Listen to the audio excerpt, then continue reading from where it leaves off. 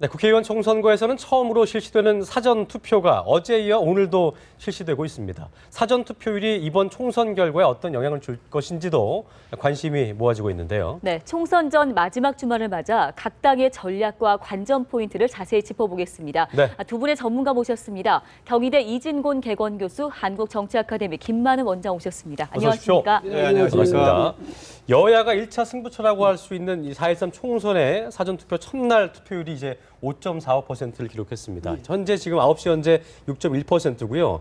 지방선거 최종 투표율이 11.49%였는데 일단 이 퍼센트를 넘어설 수 있을 것인지 전망을 좀 해보겠습니다. 원장님, 한 말씀 해주시죠. 어제 종합 비교해봤을 때 지난번 6.4 지방선거 때 4.75였는데 5%를 넘었기 때문에 한 6%가량 올랐죠. 조금은 올라갈 수 있는데요. 우선 기본적으로 과거에서 보자면은 대통령 선거의 투표 참여가 가장 높고 네. 그다음에 국회의원 선거, 그다음에 지방선거에 관심이 그렇죠. 국민들이 그렇습니다. 물론 역대 우리나라 전국 선거에서 최저 투표율은 지난 18대 총선 때 46.1%가 오히려 국회의원 선거가 최저 투표율을 기록하긴 했지만은 상대적으로 지방선거보다는 국회의원 선거가 좀 참여가 높기는 합니다. 그런 비율 정도만큼 조금 높아질 가능성은 있습니다. 지난 2014년에 6.4 지방선거 때 이틀 합해가지고 11.49, 11.5% 정도가 나왔었는데 그보다는 좀 높이 올라갈 건데요. 과연 이것이 투표율 상승을 그대로 반영할 것인건 알 수가 없습니다. 왜냐하면은 전에도 보면은 이게 투표하지 않을 사람들 모두가 사전 투표에서 투표하는 것이 아니라 할 사람이? 투표할 사람들이 그날 편의를 봐서 하는 것이기 때문에요. 그래도 사전 투표제가 도입이 돼가지고 투표율 상승 효과는 있습니다. 이게 없었으면 투표 못하거나 안 할 사람이 과연 얼마나 했을까라고 보자면은 대개 한 2, 3% 정도 했는데 되게 보궐선거에서 그랬는데 총선거가 되는 전국 선거니까 이번에 그 효과가 얼마나 있을까?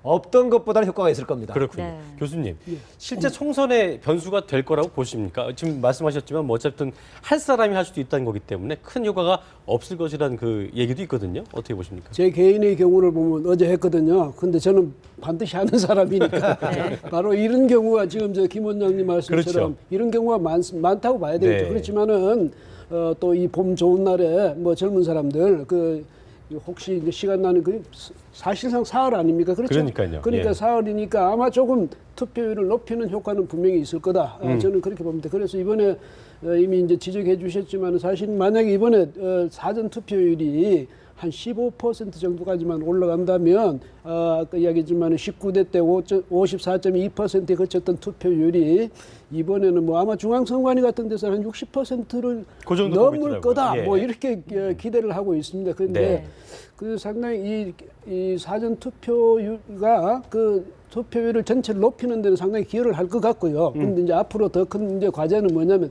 이틀만 가지고는 부족하지 않느냐. 좀 더 해야 되지 않겠냐. 좀 더 해야 되지 않겠냐. 이제 이런 논의가 이제 지금 이루고 있죠. 네. 전국 사전 투표율에서 조금 더 들어가서 지역별 투표율로 조금 살펴보겠습니다. 네. 호남에서 제일 높게 나타나고 있고요. 오늘도 마찬가지로 부산이 가장 낮은 것으로 나오고 있거든요. 그렇습니다. 지역별로 봤을 때 이 사전 투표율이 어느 정도 좀 민심이 반영이 된 걸로 저희가 해석을 해볼 수 있을까요? 근데 뭐 호남 같은 경우는 보니까 이번에 이제 더불어민주당하고 국민의당 이 양당 간의 그 이제 대결 국면이요. 아주 상당히 좀 치열한 이런 국면을 보이고 있는데 아마 그래서 더더구나 이제 전남이 가장 높고 지금 전북도 그렇게 높은 편입니다. 8.31%나 되고 전남은 보니까 9.34%까지 갔어요. 이건 뭐 부산이 4.40%보다는 엄청 높은 거죠. 그래서 그런 점에서 볼 때 상당히 그 야권의 경쟁이 이게 그 두 정당의 경쟁이 이런 이제 관심을 높인 것 아닌가 이렇게 이제 생각이 되는데 그래서 아마도 이번 그 총선 전체 투표율에서도 이 호남 쪽 투표율이 상대적으로 높아지지 않을까 이렇게 보입니다. 원장님, 이게 그 호남 지역에서는 국민의당이 지금 좀 득세를 하고 있다고 얘기하고 있잖아요. 분위기가 이렇게 나오고 있죠. 보통 우리가 상식적으로 투표율이 올라간다는 건 지금 사람들이 지금 민심 자체가 기존의 당을 좀 허무르고 좀 바꾸고 싶다는 민심이 반영된다고 한다고는 좀 비춰왔을 때 전남과 전북 지역의 투표율이 올라간다는 것, 기존의 어떤 그 더불어민주당의 어떤 체제가 좀 붕괴될 수 있다는 걸 의미할 수 있을까? 어떻게 좀 예상하십니까? 절반 정도는 기존의 정당 세력에 대한 심판 의지가 반영된 거겠고요. 또 절반 정도는 서로 간의 경쟁이 참여를 확산시키는 그런 촉진 효과도 있을 겁니다. 네네. 그래서 과거에 투표율이 높으면 야당에 유리한다고 했던 그런 통설이 있지 않습니까? 네. 그 이유는 뭔가 기존의 집권 세력에 대한 심판 의지가 많이 반영이 되기 때문에 투표를 많이 참여한다 그런 논리가 되겠죠. 네. 기존에 지금 사전투표가 2013년부터 도입이 됐고 전국 선거에는 2014년 6.4 지방선거 딱 한 번 도입됐다가 총선거 이번 도입된 거 아니겠습니까? 네. 보면은 되게 그 사전 투표에서의 투표율하고 나중에 종합 투표율하고 되게 비례해요.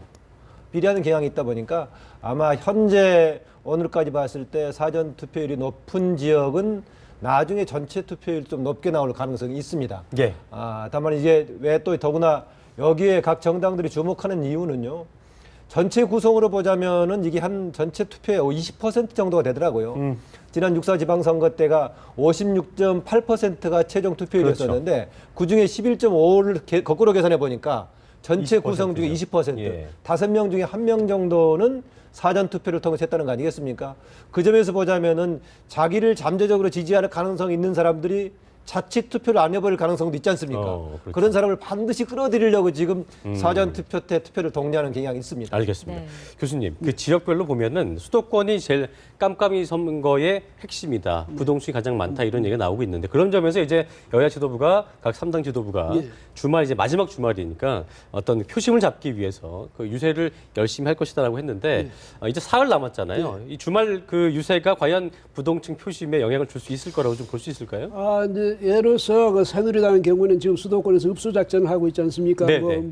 저기 PK의 읍소 작전에 이어서 이제 수도권에서 본격적인 이제 읍소 작전을 하는데 예. 이게 그래도 효과가 있다고 그래요. 오. 조금 이제 뭐 지지율이 높아지는 그런 높이는 효과가 나타난다고 그러는데 이게 뭐냐면 새로운 무슨 뭐 지지층을 끌어들이는 건 아니고 네. 그 동안에 아이고 정말 못 봐주겠다 이래서 지지를 유보했던 층 있지 않습니까? 그러니까 네. 부동층으로 도로 빠졌던 층. 네. 이 층이 그래도 반성하는 기미를 보이니까 아이고 가엾어서라도 다시 찍어줘야겠다.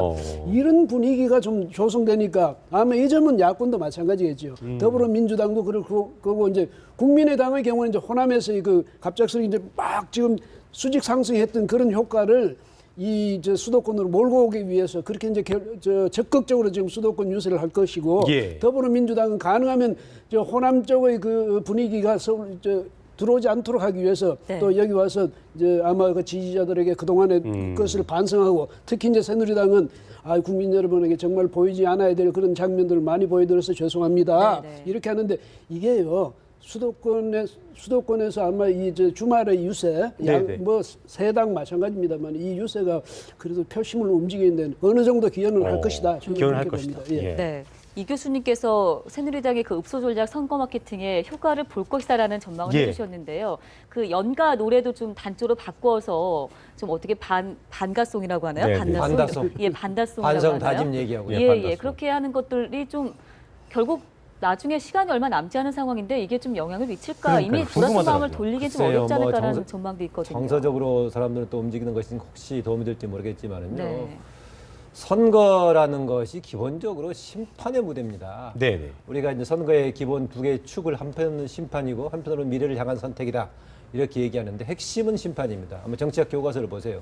왜 그런 얘기가 나오냐면은 국민의 대표라고 뽑아놨는데 자기 마음대로 하더라. 그런데 왜 민주주의가 작동이 되느냐? 다음 선거에서 그 사람들을 심판의 대상으로 삼기 때문에 민주주의가 작동이 된다는 거거든요.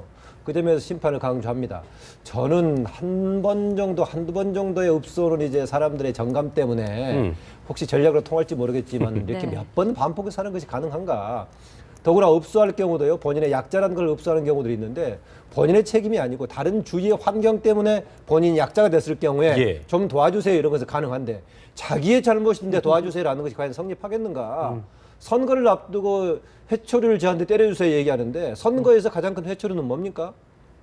낙선시키는 게 가장 큰 그렇죠. 회초리죠. 예. 선거를 앞두고 저는 반성합니다. 찍어주세요 하는 것이 다른 이유 때문에 모르겠지만은 자신들의 잘못을 책임지는 입장에서 선거를 앞두고 그렇게 하는 것은 적절한 것은 아니다. 다만 유사한 사람들이 서로 지금 도와주세요 하는 것이기 때문에 유권자가 어떻게 평가할지 듣는 분들 좀 읍소 전략 펴는 분들 불편할지 모르겠지만은요. 선거의 핵심은 심판입니다. 그러니까 그걸 보고 유권자들이 아마 선택을 해야 될 겁니다. 원장님 좀 궁금한 게요. 정치학적으로 봤을 때 이 부동층의 표심, 막판까지도 정해지지 않은 이 부동층의 표심은 보통 어느 쪽으로 흘러갑니까? 되게 이제 그동안의 흐름을 가지고 배분을 하는 겁니다. 배분을 하는 것인데 이번에 유독 많습니다. 그러니까요. 이번에 유독 많고 또 되게 이제 선거 일자가 가까워져 오면은 그 중에서 좀 마음에 안 들더라도 선택을 하는 거 아니겠습니까? 그래서 부동층이 줄어드는데 이번은 며칠간 앞으로 3, 4일 남은 건 모르겠지만 그동안은 마지막 하면서 조금 늘기도 했습니다. 이건 저는 왜 이걸 어떻게 보느냐.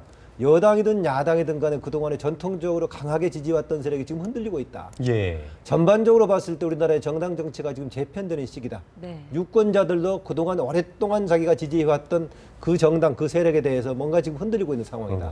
대표적으로 지금 과거에 부동층 하면은 젊은 세대가 많았었죠. 그런데 이번에는 30대 다음으로 부동층 많은 비율이 60대 이상 아니겠습니까? 과거에는 60대 이상이 가장 안정적으로 이른바 현 집권 여당 계열 보수 세력을 지지했습니다. 예. 높게 나오는 이유는 뭐냐? 흔들리고 있단 말이죠.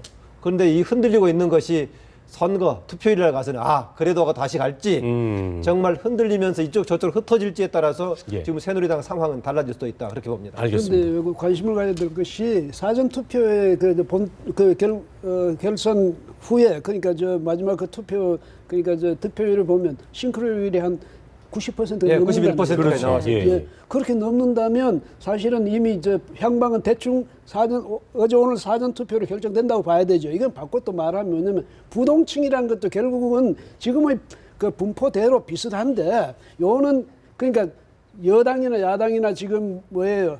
그동안 지지를 유보했던 그 이제 저 부동층들이 그러니까 어느 당이 그 자신의 부동층을 그 자기 당의 부동층을 자기 당의 그 지지를 유보했던 그 사람들을 보다 더 많이 끌어낼 수 있느냐 이거겠는데 정치에 무관심한 게 아니고 마음을 돌렸던 각 당의 그렇죠. 지지층들을 그 사람들이 끌어올리는 걸 나는 얘기하시는 끝까지 거죠? 투표하기 예. 싫어 이런 사람이 있을 거고 그래도 이 정도 하니까 내가 투표장에 나가줘야지. 곰곰이 고민을 하지만. 그런데 이런 경우에 보면요, 제가 생각할 때는 뭐 지금 이미 어떤 저 부동층이 갑자기 선거날 갑자기 왕창 몰려가지고 네네. 뭐 대세를 다시 뭐 결정짓는다든지 네. 이런 상황까지는 없지 않을까 뭐 이런. 알겠습니다. 또요. 그 부동층으로 지금 여론조사에 나오는 사람들 중에서 사실상 속으로 결정은 돼 있는데 완벽하게 좋아하지 않는 경우 그렇지 않겠습니까? 대개 대충 난 이거 그렇죠. 찍을 것이 돼 있는데 예, 그러니까요. 그렇다고 만족스럽지는 않은 경우에 아마 여론조사에서는 알겠습니다. 부동층으로 응답하는 경우가 있을 최선의 겁니다. 선택보다 차선이라도 네. 선택하겠다. 예. 자, 서청원 최고위원이 대구 지원 유세에서 또 이 발언이 좀 문제가 되고 있습니다. 박근혜 마케팅을 얘기하면서 우리 당에서는 대표가 아닌 박근혜 대통령이 최고 지도자라는 말을 했는데 물론 해명을 했지만 이거에 대해서 뭐 온라인상에서 그렇고 좀 비판의 목소리가 많이 나오고 있는 것 같은데 어떻게 보셨습니까? 뭐 형식상으로는 누구나 다 알고 있죠. 박근혜 대통령이 지금 네. 새누리당의 구심점인 거 알고 있지만 선거 국면에서 이제 대통령을 특정 정당의 구심점으로 얘기하는 것은 논란이 좀 예민할 수 있잖아요. 예, 예. 충분히 예. 있는 거죠. 있는데 지금 새누리당 입장에서는 유일하게 지금 득표율을 올릴 수 있는 사람은 박근혜 대통령을 파는 것밖에 없기 때문에요. 그러긴 합니다. 대신 저는 그게 과연 얼마나 효과가 있을까? 당연히 하지 않는 것보다 조금은 효과가 있지만은 이전에 다른 선거 때만큼 되지 않을 것이다라는 것입니다. 두 가지 예. 이유 때문에 그렇습니다. 하나는 최근에 이제 11명이 대구 시내에서 무릎 꿇고 사죄, 백배 사죄까지 하면서 인사했던 가장 결정적인 게 공천 잘못했다는 거 아니었습니까? 네네. 근데 공천 잘못한 배경이 다른 이유가 아니라 이른바 진방 마케팅 하려다 보니 그랬던 거 아니겠습니까? 네네. 그 가장 큰 구심점에는 박근혜 대통령이 있었는데 그렇다면 사죄한다면 사실상은 박근혜 대통령까지도 사죄를 해야 되는 그런 상황이 돼버려서 네. 과거만큼은 효과는 그리 크지 않을 것이다라는 거고요. 또 하나 박근혜 대통령의 힘이라는 것이 나를 도와주십시오 했던 것이 그것도 작동할 수 있었던 것이 총선에서의 공천까지 작용할 수가 있었지만은 이번 총선 끝나고 나면은 지금 박근혜 대통령 1년 반 남은 시점이고 사실상 또 차기 대권 경쟁 국면에 가버리기 때문에요. 아무리 다른 대통령에 비해서 콘크리트 지지층이 있고 장악력이 컸다고 하지만은 예. 이번 총선 끝나고 나서는 추가로 그렇게 뭔가 박근혜 대통령 힘을 그만큼 발휘하지 못할 것이다. 그런 몇 가지 요소 때문에 조금은 덕을 보겠지만은 예전처럼 확 국면을 전환시키는 그런 게 박근혜 마케팅이라든지 그런 것이 되기는 어려울 거다. 저는 그렇게 봅니다. 네, 요즘 그래서 이제 선거 기간에 여야 모두 좀 말 조심하자 끝까지 입단속하자 이런 분위기가 그렇습니다. 강하다고 하는데요. 그 문재인 전 대표는 호남 지역으로 내려갔습니다. 반 문재인 정서 좀 호남의 민심을 되돌리기 위해서 내려갔는데 예. 대수의 진을 쳤어요. 마지막 승부수를 던졌거든요. 어떻게 좀 되돌릴 수 있을까요? 글쎄, 뭐, 지금 분위기가, 그러니까 거기서 지지하던 분들은 아마 그래도 늦게라도 왔으니까 뭐 예. 이런 생각이지만은 또 반감을 가진 세력은 이제 와서 뭐 한다고 이제 왔어. 뭐 이런 세력이 될 테니까 네. 아마 거기 가서 크게 득실을 따지면 이번에 가서 특별히 무슨 뭐 득이다. 뭐 특별히 많은 민심을 되돌려놨다. 이렇게까지 가기는 어려울 것 같고요. 다만 어려운 그 이유는 뭘까요? 예, 왜냐하면 이 시기적으로도 그렇고 또 문 대표라든가 이른바 친문 세력, 친노 세력에 대한 그 반감이 이번에 갑자기 한번 내려가서 이걸로 가지고 해소될 세력이었다면 네. 그런 정서였다면 이미 진작이 될 수 있었겠죠. 근데 지금까지 그게 하루 이틀 만에 반노 반친노 뭐 그런 정서라든지 친문 정서라든지 이런 게 그러니까요. 며칠 하루 이틀 남지 만에 않았는데. 된 게 아니라 예. 그동안 누적돼 왔던 거지요. 그런 점에서 볼 때는 지금 가서 그렇게 한다고 해서 그것이 하루아침에 갑자기 바뀌기는 어려울 것 같고 네. 그래서 아마 저분도 이제 마지막으로 자기 정치 정계 은퇴까지 네. 내걸 정도로 대권 포기까지 얘기를 했죠. 저렇게 예. 이제 배수의 지인을 쳤는데 배수의 지인을 친 것이 과연 이제 그럼 저분이 뭐 호남에다가 너무 또 저렇게 이제 이야기함으로써 그럼 그동안의 진정성이 또 문제가 되는 거예요. 뭐냐면 정말로 그렇게 했다면 왜 그동안에 그랬느냐 진작에 안 왔고. 진작에도 예. 안 오고 말이죠. 그다음에 사실은 총선이 어떻게 되든 지금 대선 때문에 온 거 아니냐 이런 의구심도 줄 수가 있는 거고요. 그다음에 네. 저렇게 되면 만약에 정말 이제 저기서 충분히 그러니까 제가 생각할 때 한 과반이라도 못 얻게 되면 더불어민주당이 예. 그때는 자신이 정말 그만둬야 되는 거예요. 네. 그다음에 또 하나는 뭐냐면 지금까지는 만약에 선거에서 실패하면 그건 이제 김종인 대표의 책임이 될 뻔했는데 네. 자신이 가서 배수의 진을 침으로써 이제는 선거의 패배도 역시 문 전 대표의 책임 몫이 돼버리는 네. 그런 상황까지 몰아왔으니까 모험치고는 좀 상당히 큰 모험이 아니었나. 자, 원장님, 5일 남은 상태에서 이렇게 문재인 전 대표의 방문 득일까요? 득실에 관한 여론조사가 공개가 안 되니까 확인은 안 되니까 예상해보면, 자의적인 예상이 네. 가능하겠죠.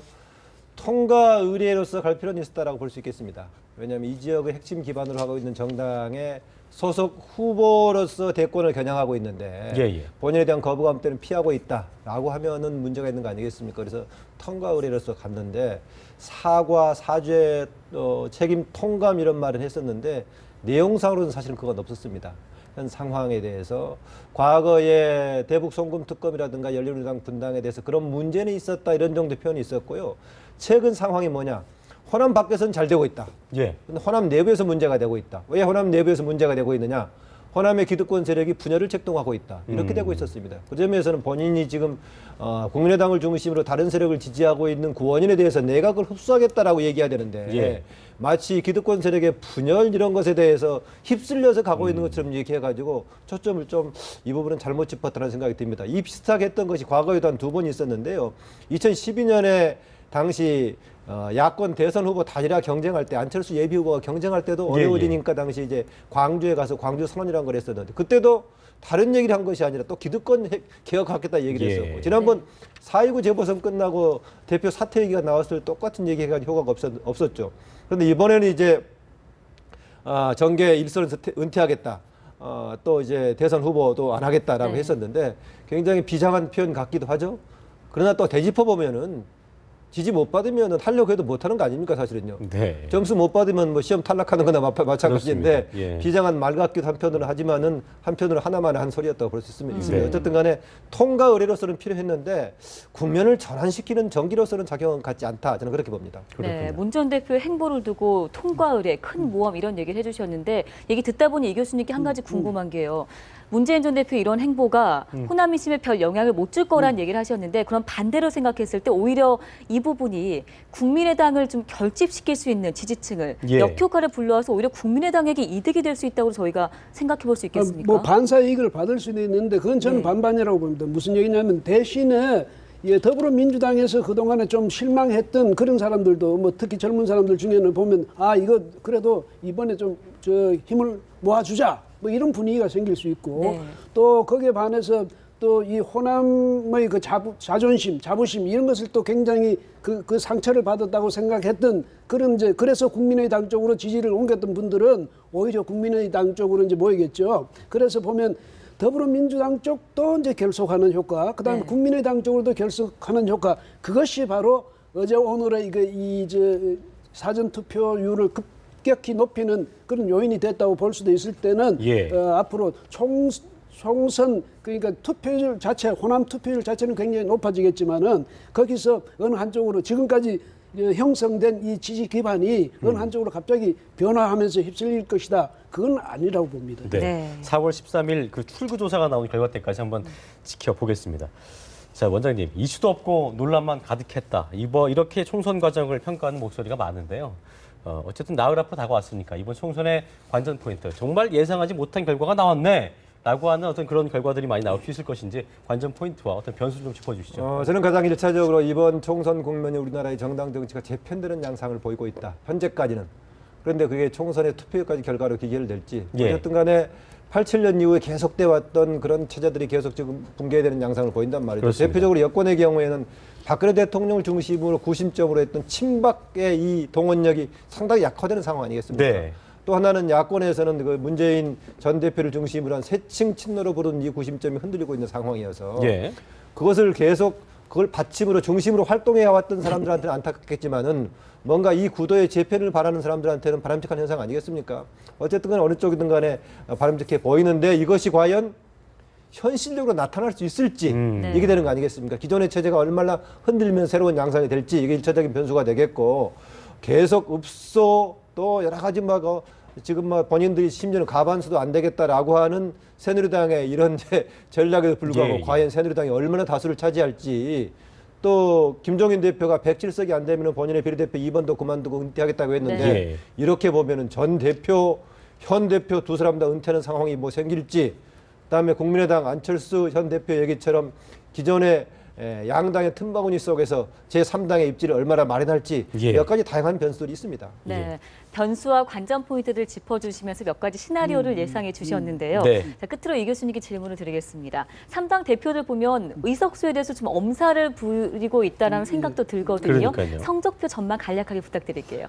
아니 구체적으로요? 네. 뭐 그냥 저는 교수님의 들리면 생각대로 제가 하셔야 됩니다. 됩니다. 원장님 하셔야 되고. 저는 예. 시종 이렇게 이야기를 해왔습니다. 뭐냐면 당초에는 새누리당 160 마이너스, 그다음에 더불어민주당 120 마이너스, 그다음에 그다음 국민의당이죠. 20 군소정당과 플러스 기타. 이렇게 이야기를 해왔었는데 최근에 와서 네네. 약간 좀 바뀌었어요. 뭐냐면 새누리 150 플러스, 그러니까 150 중반쯤 가면 네. 제대로 간 것 같고, 그다음 더불어민주당도 110 마이너스, 그다음에 이 국민의당은 25 이상 올라가지 않을까. 저는 지금은 그렇게 예상이 됩니다. 예. 그렇군요. 끝으로 원장님. 저도 해야 예, 됩니까? 해주시죠. 공평하게. 네, 저는 새누리당 165 플러스 마이너스요. 더불어민주당 100 플러스 마이너스. 100 플러스. 그다음에 국민의당은 30 플러스 마이너스로 생각을 하고 있습니다. 좀 더 여당에게 좀 더 후한 점수를 주셨네. 165에서 밑으로 갈 수도 있고 조금 네. 더 갈 수도 있고. 네. 4.13 이후에 한번 두 분 지켜보겠습니다. 자, 지금까지 경희대 이진곤 개공 교수 그리고 한국정치아카데미 김만우 원장과 함께했습니다. 고맙습니다. 네, 고맙습니다.